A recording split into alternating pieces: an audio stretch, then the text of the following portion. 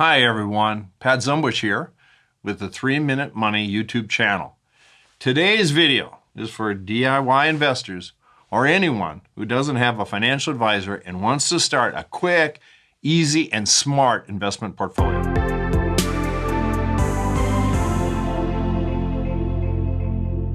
In his 2013 shareholder letter, Warren Buffett stated that he had specific instructions in his will for cash to be delivered to his trustee for the benefit of his wife.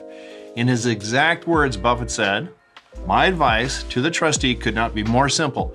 Put 10% of the cash in short-term bonds, government bonds, and 90% in low-cost S&P 500 index fund. I suggest Vanguard."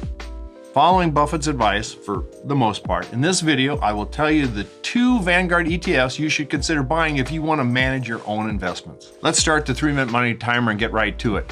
For the stock part of your investments or your equities, consider buying this one ETF, Vanguard Total World Stock Index Fund, or VT for short. The VT Fund is a low-cost ETF, a type of index fund, with an expense ratio of 0.07%. And while the VT Fund does have holdings in companies listed on the S&P 500, such as Apple, Microsoft, Amazon, and Alphabet, aka Google, the portfolio composition also includes foreign stocks.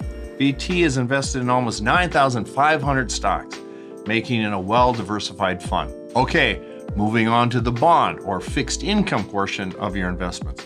Consider buying this ETF, Vanguard Total Bond Market, or BND is the investment symbol.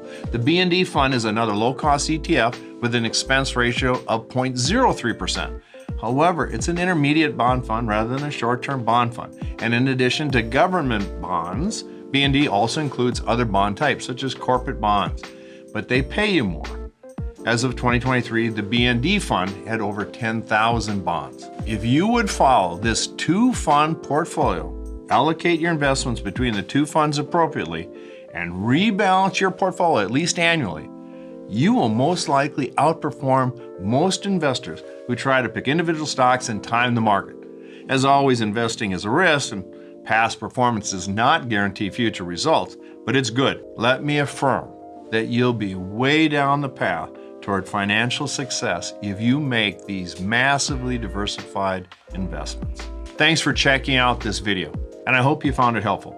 Be sure to give it a thumbs up and let me know your thoughts on this 2-fund portfolio approach for the average know-nothing DIY investor in the comments section. Until next time, I'm Pat Zumbush, your YouTube CFP. As always, thank you for letting me help you do wise things with your money.